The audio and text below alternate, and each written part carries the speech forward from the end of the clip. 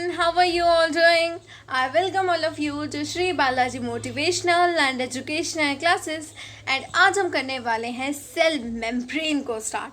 We will study the cell membrane of eukaryotic cells. Okay? So cell membrane की अगर हम बात करें, so firstly you should know that cell membrane is also known as the plasma membrane. Cell membrane is also known as the plasma membrane. So कहीं पर भी अगर आपसे प्लाज्मा मेम्ब्रेन वर्ड पूछ रखा हो या फिर सेल मेम्ब्रेन लिख रखा हो, so don't be confused between these two terms. Okay?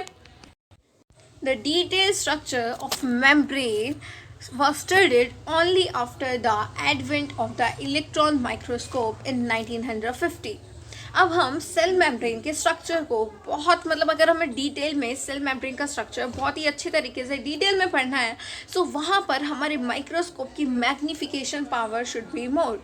Okay, so cell membrane का स्ट्रक्चर अच्छे से स्टडी करने के लिए there is a electron microscope, जो कि बहुत अच्छे से वेल डेवलप्ड माइक्रोस्कोप था जिसकी मैग्नीफाइंग पावर भी ज़्यादा होती है. सो इलेक्ट्रॉन माइक्रोस्कोप के आने के बाद ही 1950 में हमने बहुत ही अच्छे से सेल मेम्ब्रेन के स्ट्रक्चर को स्टडी किया. Meanwhile, chemical studies on the cell membrane, especially in human RBC.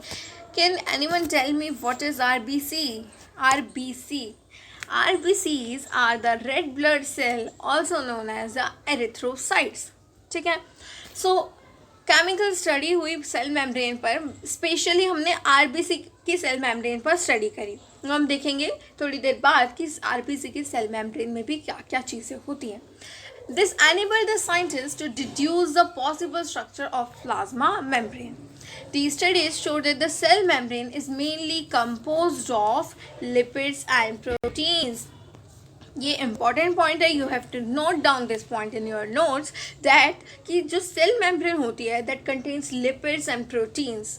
Major lipids कौन से होते हैं? मेजर मीन्स जो ज़्यादा अमाउंट में प्रेजेंट होते हैं. The major lipids are the phospholipids that are arranged in a bilayer form. ठीक है, बाइलेयर फॉर्म में एक ऊपर लेयर होगी एंड एक नीचे लेयर होगी. उसको भी हम अभी डिटेल में स्टडी करेंगे. That are arranged in a bilayer form. Also, the lipids are arranged within the membrane with the polar heads towards the outer sides and the hydrophobic tails towards the inner part. Now, what is the polar head? मतलब head क्या होता है? Polar head and hydrophobic. What these all terms want to say? Let's come on to the diagram. Okay, let's come on to this diagram. As you can see up here. Okay, so as you can see, this is the structure. Yes, this is the structure. Okay, here is one thing. यहाँ पे एक चीज़ जैसे एक circular thing you can see up here, and this is the tail. So this circular thing which you can see, this is the head, and this layer is like tail. ठीक है, so दो parts हो गए. This is the head and this is the tail. Okay, so this is the head and इस part को हम कहते हैं tail. Now head part जो है, head is the hydrophilic part. If we talk about head, head is the hydrophilic part. जो ये चीज़ है ना पूरी which is facing outwards. ठीक है, ये सेल प्लाज्मा मेम्ब्रेन है एंड यहाँ पर सेल का स्ट्रक्चर है. ठीक है, सो इस तरीके से अगर हम देखें, so cell according to this structure the head part is facing outwards. Yes, head part जो है वो बाहर की तरफ फेस कर रहा है एंड जो टेल पार्ट है वो कहाँ पे फेस कर रहा है? अंदर की तरफ, यानी कि towards the cell. That is, यहाँ से एक और चीज़ यहाँ पे मुझे आपको बतानी है, that is the head part is the hydrophilic part. Hydrophilic part, hydrophilic part. Okay, and the tail part, the tail part is the hydrophobic part. Now hydrophilic और hydrophobic क्या होते हैं? Hydrophobic, hydro means water, hydro means water, and phobic means like आपको किसी चीज़ का डर हो. Yes, उसी डर को कहते हैं phobic. Phobia, that means उस चीज़ से fear है, हमें डर है. ठीक है, so water से जो चीज़ हेट करती है या फिर डरती है, like that, water hater.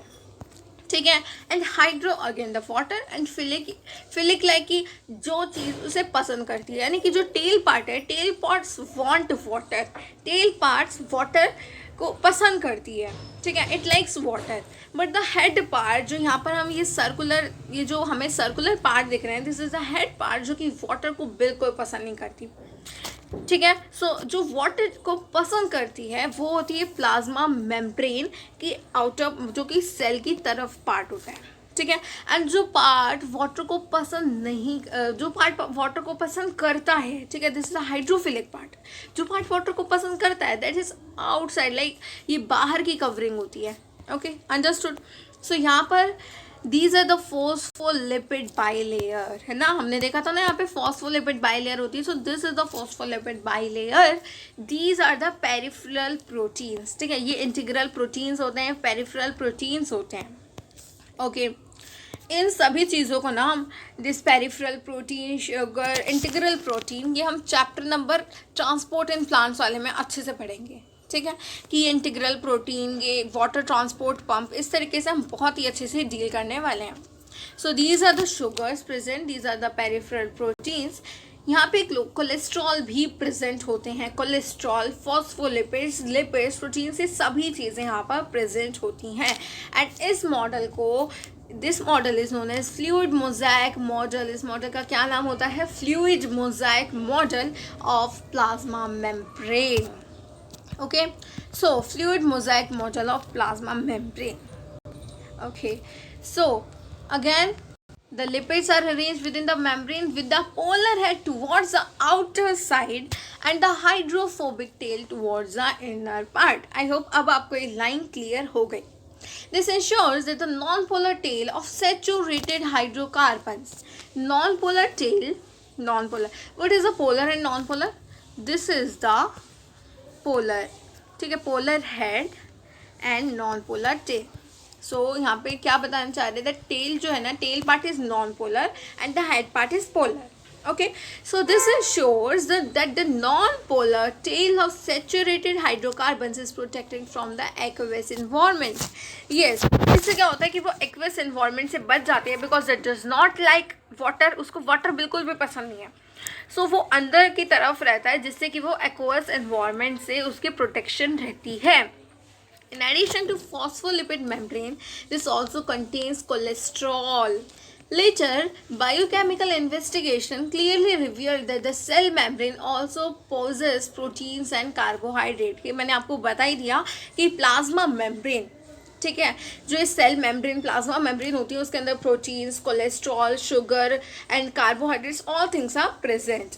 The ratio of protein, अब प्रोटीन और लिपिड का रेशियो देख लेते हैं, ठीक है, बल्कि फिर भी वो सेल टू सेल टाइप, अलग अलग सेल में दैट इज डिफरेंट, ठीक है, बट येट हमें we have to see of erythrocyte. मैंने आपको बताया था ना कि हम आरबीसी का पढ़ेंगे, एरिथ्रोसाइट, ठीक है, ओके।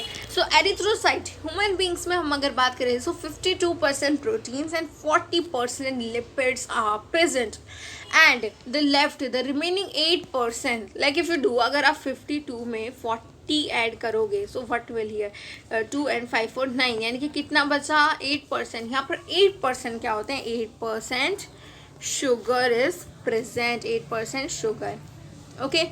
सो एरिथ्रोसाइट का आपको लर्न करना है that 52% proteins, 40% lipids and 8% sugar, okay. Depending on the ease of attraction, membrane proteins can be classified as integral and peripheral proteins. Peripheral are like जो कि पेरीफ्री पे present हो, से periphery is what? The perimeter, ठीक है, perimeter बोलते हैं ना, लाइक बाउंड्री पे प्रेजेंट हो, so that is the periphery. So दो टाइप के हमने क्या कर दिए यहाँ पर, प्रोटीन्स क्लासीफाई कर दिए, एक तो जो पेरीफ्री पे प्रेजेंट हो और एक इंटीग्रल जो थोड़ा अंदर भी प्रेजेंट होते हैं। So peripheral proteins lies on the surface of membrane while the integral proteins are partially or totally buried in the membrane. I have told you कि वो या तो थोड़े से membrane के अंदर present रहेंगे या फिर वो पूरे ही membrane के अंदर present रहेंगे, integral proteins, and peripheral proteins are only and only present on the boundary of that cell membrane. Clear? So coming on to the next thing कि fluid mosaic model किसने डिस्कवर किया था? Now Singer and Nicolson ने in 1972, you have to learn this year, An improved model of structure of cell membrane was proposed by Singer and Nicholson in 1972, widely accepted as fluid mosaic model. Okay, जो हमने अभी अभी model देखा था that was a fluid mosaic model. So Singer and Nicholson ने 1972 में fluid mosaic model की discovery करी थी. According to this, the quasi-fluid nature of lipid enables lateral movement of proteins within overall bilayer. Now many of you will think like कि quasi-fluid nature क्या है cell membrane का. What is this quasi-fluid nature? So quasi-fluid nature is like semi-liquid, semi-solid. ठीक है, that is jelly-like. ठीक है, जो कि थोड़ा सा partly liquid and partly solid होता है. ओके, सो लिपिड का ये क्वासी फ्लूइड नेचर, इससे क्या होती है, लेटरल मूवमेंट होती है. देखो, according to this the quasi fluid nature of lipids enables lateral movement of proteins with in the overall and flip flop movement understand कर सकते हो. अगर कोई भी चीज़ इफ़ इट्स मूविंग लाइक एक यहाँ से यहाँ तक एक ही लेयर में, if it's moving like if this is a layer, ठीक है, these are the heads and this is moving like from here to here, यहाँ से यहाँ जा रहे, यहाँ से यहाँ जा रहे. Okay, so this is term to as lateral movement, जो कि एक ही लाइन में एक ही लेयर में चल रही है, whether it is like this, whether it is like this और दिस, एनीथिंग, बट येट वो एक ही लाइन के अक्रॉस चल रही है. If we talk about the flip-flop movement is like कि अगर यहाँ से अगर कोई चीज़ यहाँ से यहाँ पर जाती है, दूसरी मेम्ब्रेन पर जाती है ना, so that is termed to as flip-flop movement. ठीक है, transverse flip-flop movement and other one is a rotational movement. So lateral and flip-flop movements are important. तो आप यहाँ पर देख सकते हो, these are the hydrophobic region of protein. ठीक है, this is the integral protein, yes, जो कि पूरी मेम्ब्रेन के अंदर है ना, पार्शियली और टोटली. तो यहाँ पर ये पार्शियली अंदर है मेम्ब्रेन के, सो this is the integral protein. Okay, this is the integral protein. ठीक है, एंड यहाँ पर ये क्या है, हाइड्रोफोबिक रीजन है प्रोटीन का, है ना, जो ऊपर रहेगा ना रीजन, यहाँ इस साइड जो रीजन रहेगा ना, this is the hydrophilic region that it likes water. ठीक है, it likes water and this region जो अंदर रहेगा प्लाज्मा मेम्ब्रेन के अंदर की तरफ जो रहेगा, लाइक टेल्स हैं, ये प्रोटीन्स हैं, this is the hydrophobic region. ठीक है, this is the hydrophobic region, that this region does not like the water. And this is the phospholipid bilayer. These are the tail part and this is the head part. ठीक है, so I hope this all is clear to you. So for understanding lateral diffusion, transverse diffusion और flip-flop movement, you can see up this diagram. ये diagram भी आपको ये दिखाना चाह रहा है that across यही membrane, इसी लेयर के अक्रॉस अगर मूवमेंट हो रही है, so this is the lateral diffusion और the lateral movement. And if it is across the two layers, ठीक है, बाई लेयर है ना, plasma membrane is a bilayer structure. So bilayer में अगर फर्स्ट लेयर और second layer के बीच में अगर मूवमेंट चल रही है, so this is the flip flop movement. Okay, so the ability to move within the membrane is measured at its fluidity. ठीक है, दिस इज इम्पॉर्टेंट कि ability to move with in the membrane is measured at its fluidity. ठीक है, सो ये fluidity की terms में major की जाती है. Now the next thing is कि जो प्रोटीन्स होते हैं दे मूव लेटरली. प्रोटीन्स की मूवमेंट क्या होती है, लेटरल मूवमेंट, एंड लिपिड्स की मूवमेंट होती है flip flop movement. Okay, so you have to write down in your notes that proteins do lateral movement and the lipids do flip flop movement. Okay, from one membrane to other, this is the flip flop, and proteins do lateral movement एक ही side में जो करते हैं. Now the fluid nature of the membrane is also important from the points of view of functions like cell growth, formation of intercellular junctions, secretion, endocytosis, cell division, etc. Now plasma membrane का structure if you know कि वो quasi fluid है, just told you. ठीक है, so fluidity का nature भी important है. This nature is also important for the functions like cell growth, formation of intercellular junctions, secretions, endocytosis and cell division. Okay, so one of the most important function of plasma membrane is the transport of molecules across it. Plasma membrane क्या करती है? This do the transport of molecules from one to other. Like I am saying कि flip flop movement होती है, lateral movement होती है. So basically what is it doing? This is the transport of molecules too. So you can write down this is a function of plasma membrane. ये क्या होती है? Selectively permeable होती है. This is the feature of plasma membrane. ठीक है, functions में भी लिख सकते हो that this is a selectively permeable and allows only selectively things to enter the cell. So some molecules present on either side of it. Many molecules can move briefly across the membrane without any requirement of energy. कई बार क्या होता है कि हमारे जो sales होते हैं, जो प्लाज्मा मेम्ब्रेन है, उसमें बहुत तरह की मूवमेंट चलती है. यानी कि इफ़ यू नो कि हायर कंसंट्रेशन से लोअर कंसंट्रेशन पे, ये क्या है हायर कंसंट्रेशन, ये क्या है लोअर कंसंट्रेशन. हायर कंसंट्रेशन से लोअर कंसंट्रेशन पे हमें जाना है, so there will be no requirement of ATP, no requirement of energy. Like air भी है, एयर भी हाई कंसंट्रेशन से लो कंसंट्रेशन की तरफ मूव करती है. ओके, सो यहाँ पर हमें एटीपी कोई रिक्वायरमेंट नहीं होती. सो यहाँ पर passive transport, osmosis, active transport आपको एक्सप्लेन कर रखा है. सो यहाँ पर this is the passive transport. ठीक है, as you can see here in the GIF. इस GIF में आपको क्या दिख रहा है? This is the higher concentration, here is the lower concentration. ठीक है, आप देख पा रहे हैं कि देखो जहाँ पर ज़्यादा amount of that thing is present, यहाँ पर बहुत सारी चीज़ें प्रेजेंट हैं और यहाँ पर कम है. So this is the high concentration, this is the lower concentration. So high concentration से लोअर कंसंट्रेशन के towards this will move with the flow. And यहाँ पर किसी एटीपी के रिक्वायरमेंट नहीं होती. So this is known as what the passive transport. Okay, so I hope passive transport is all clear to you. Now coming on to the active transport पे, as I have told you, in the case of passive transport, the movement is across the high concentration to lower concentration. But in case of active transport, यहाँ पर क्या होता है कि active transport में movement is not across high concentration to lower concentration. Movement is across like lower concentration से high concentration की जब movement होगी, so वहाँ पर requirement होगी energy की. And that energy is termed as ATP. ठीक है, so observe this GIF.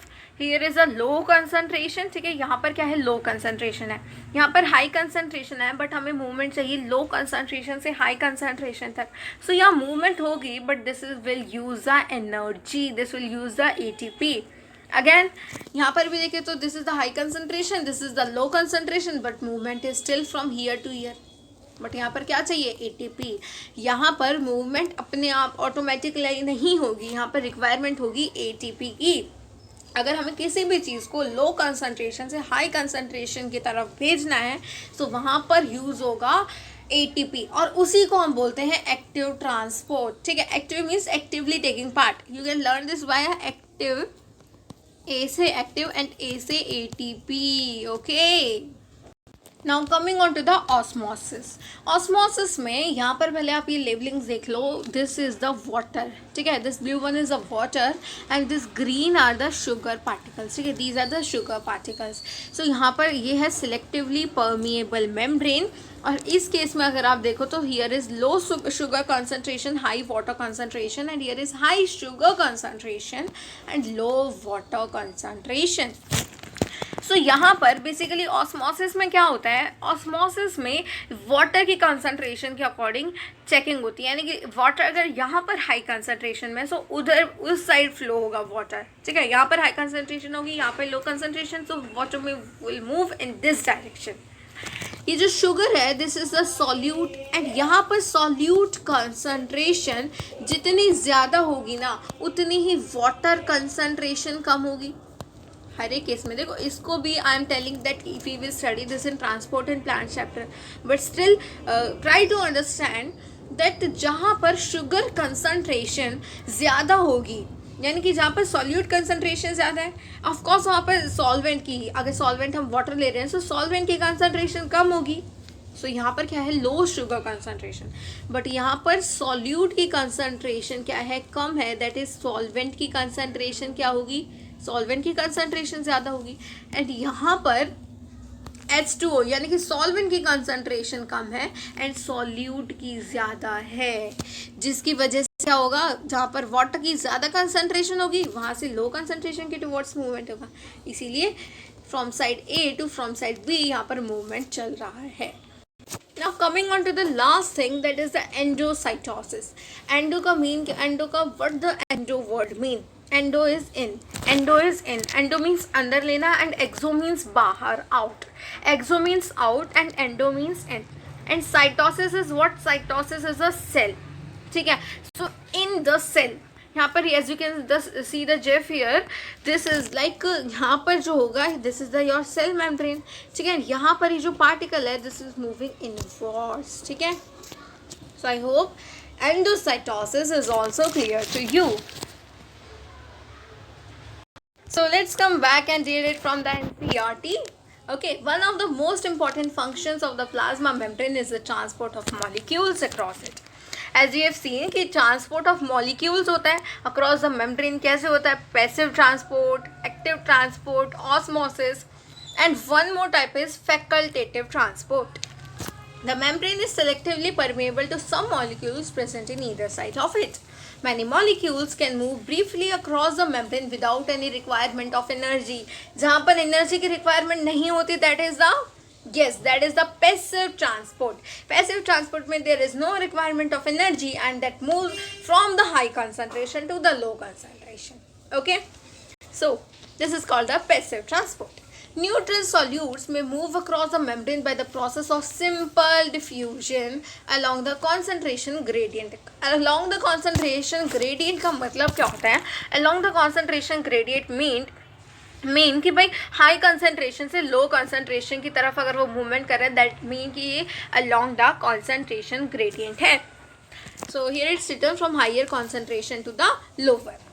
Water may also move across the membrane from higher to lower concentration. यहाँ पर आपको एग्जाम्पल दे रखे हैं कि पैसिव ट्रांसपोर्ट, जैसे passive is from high to low concentration. So passive transport के एग्जाम्पल दे रखे हैं कि कौन कौन सी चीज़ पैसिव ट्रांसपोर्ट के थ्रू मूव करती हैं, like the water and the simple diffusion से कौन मूव करता है, the neutral solutes. Okay, so the movement of water by diffusion. अब नाउ डिफ्यूजन का ऑस्मोसिस भी मैंने आपको बता दिया कि अगर वाटर की मूवमेंट डिफ्यूजन से हो रही है so it is known as osmosis. Osmosis भी हमने कर लिया स्टडी, पैसिव ट्रांसपोर्ट भी कर लिया. Yes, now coming on to the next part. Water may also move across this membrane from higher to lower concentration. This is known as osmosis. As the polar molecules cannot pass through the non-polar lipid bilayer. Now, आपने chemistry में भी पढ़ा होगा कि अगर यहाँ पे कोई पोलर मॉलिक्यूल है ना, सो पोलर मॉलिक्यूल और नॉन पोलर मॉलिक्यूल एक साथ बॉन्ड नहीं बनाएंगे, ठीक है. They don't like each other because उनका फंक्शन टोटली डिफरेंट होता है. So they will not form bond together. That is कि यहाँ पर polar molecule non polar lipid bilayer से जा नहीं सकता, ठीक है. सो यहाँ पर क्या होगा, कैरियर प्रोटीन चाहिए होंगे या फिर हमें किस चीज़ की ज़रूरत होगी, यहाँ पर एनर्जी की, ठीक है, ताकि वो मूवमेंट हो सके, वो पोलर मॉलिक्यूल्स उस नॉन पोलर लिपिड बाइलेयर के थ्रू जा सकें.